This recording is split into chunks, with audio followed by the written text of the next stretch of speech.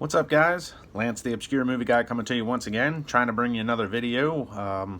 Clearly not completely set up in my new home, but I still need to bring you guys some content. And today I want to go over three actual good movies. I know a lot of the stuff that I talk about is in particular taste and generally not well received by all ends, but I did come across three fairly obscure movies that are actually really good movies and didn't make a whole lot of waves at the box office in any shape or form. Maybe with the exception of one, but we'll get to that one at the end. But the first one I want to talk about is a movie from 2005, simply titled London.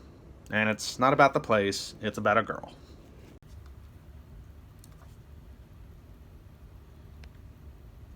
London is a 2005 American romantic drama film written and directed by Hunter Richards, and it stars Chris Evans, Jason Statham, Jessica Beil, and Isla Fischer. And this was long before he was ever a superhero. So the story goes, Sid, who is played by Chris Evans, receives a phone call from his friend informing him that his ex-girlfriend London, played by Beil, is having a going-away party before she moves to California with her new boyfriend in a few days. And Sid, who has been deeply depressed since London dumped him, flies into a rage upon hearing the news and wrecks his apartment, and he decides to go to the party uninvited, bringing along Bateman, who is played by Jason Statham, who is a banker who delivers cocaine to Sid as a favor for their mutual dealer.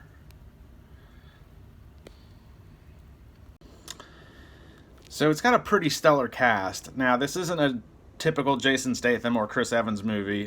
Long before Jason Statham was doing action flicks and Chris Evans was ever Captain America, this is very much a movie that's very heavy on conversation and dialogue. There's not a lot of action.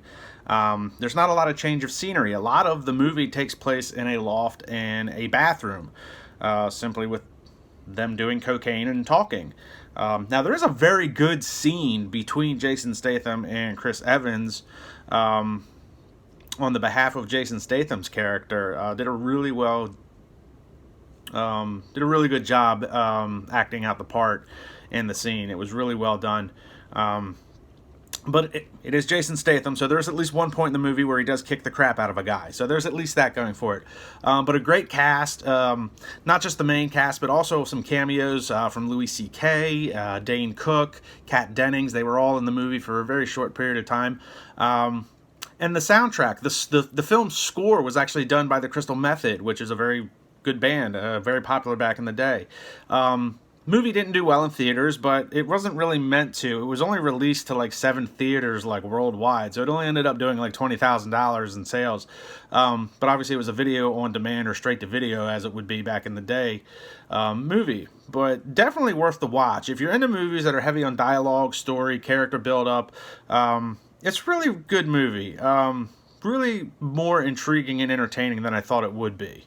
So definitely check that one out. The next one I want to talk about is simply titled The Kitchen from 2017. And I need to correct myself. The Kitchen is a 2019 American crime film, not 2017, that was written and directed by Andrea Berloff in her directorial debut.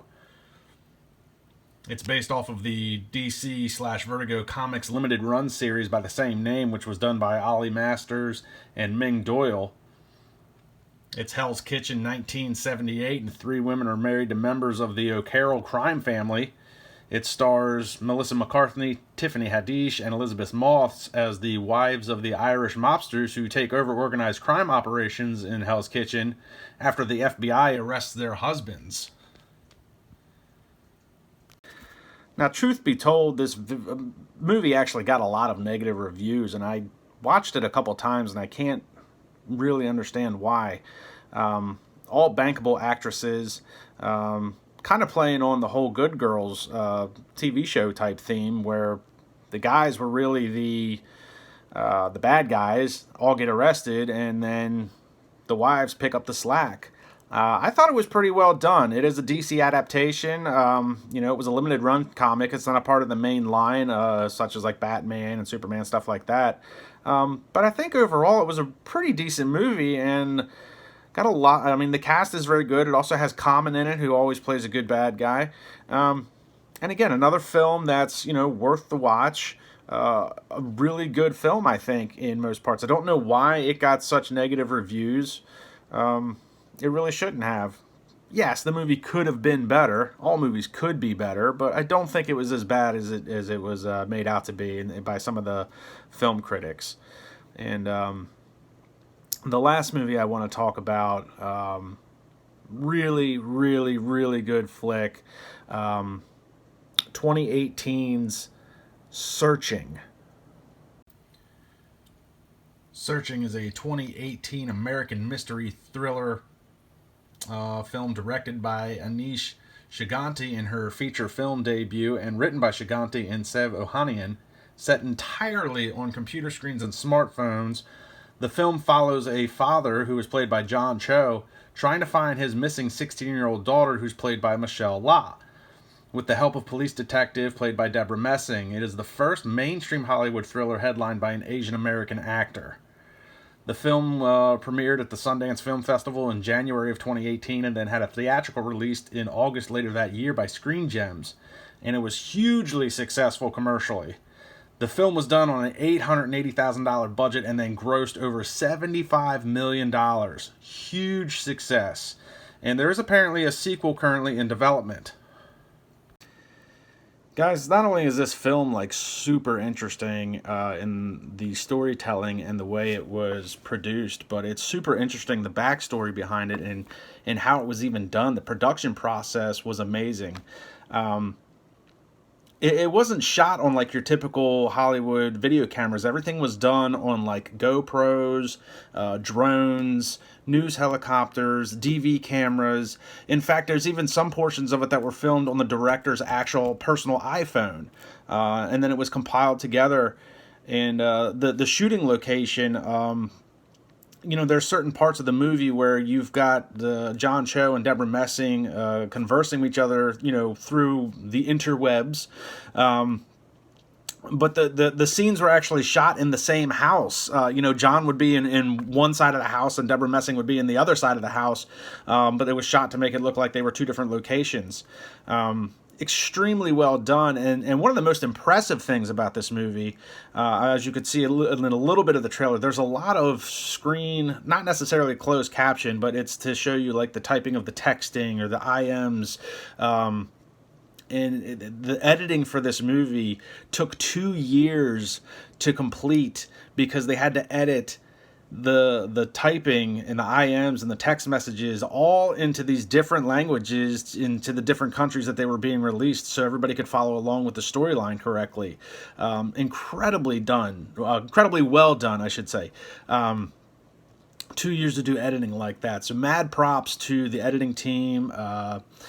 Anish on her directorial debut, an amazing job, huge success. If you can ever get a movie that's done for less than $1 million and it makes $75 million, unbelievable job by everybody involved. And everybody loves John Cho. He's an amazing actor. Recently, obviously, he did Cowboy Bebop. He's known for Harold and Kumar, but he's a much better actor than just those two things alone. And Debra Messing's always pretty much money in everything she does. And Michelle La, I don't really know a whole lot about her, but she hasn't done a whole lot of stuff, and this was relatively early on in her career, did a really well job in the little bit of screen time that she had. So incredible movie. That of the three that I've talked about today, that is by far the best one to watch. That is the most entertaining, the most enthralling. Definitely keeps you on the edge of your pants a little bit. Just a really good movie to watch. And again, it was one of those things where I don't really remember a whole lot about this movie when it came out. I don't remember really hearing about it. Apparently, a lot of people saw it if it made $75 million at the box office. So an incredibly well done movie. I highly recommend all three of these. London was really good. Like I said, a lot of dialect and dialogue in that movie.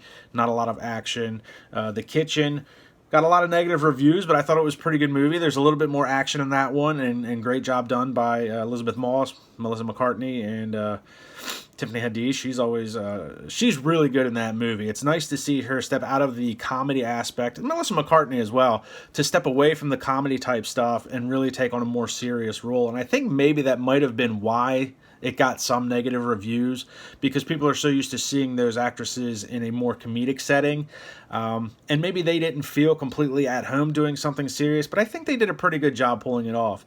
And then John Cho in Searching with Debra Messing, great flick all around, definitely worth the watch on that one. So guys, check these movies out. Like, subscribe, and comment to the YouTube channel. Please share the video, and I do want to give a shout out to a couple of buddies of mine. I just did a collaboration with them over at the mustacheandthebeard.com. That's my buddy Louie and my buddy Junior. Glad to see Junior back in the saddle. He was sick for a little while. But two great guys. If you guys are into more comic book type stuff and sci-fi stuff, check out the mustacheandthebeard.com. They do reviews on everything, man. TV shows, movies, books, comics. I think Louis does a book review almost every month. I think he read like something like 150 books this last year. It's crazy. I barely read, a children's book to my kids, so good on Louis for that. Glad to see Junior doing well. They've also got a YouTube channel, Mustache and the Beard. Check them out. A couple of really good guys. I did an article for them for this last month on Ian Fleming. I know some of you guys read it as I shared it, so I appreciate that. But definitely want to give it a shout out to them. I look forward to doing more stuff for them in the future. So like them, like me. Check us out on Facebook.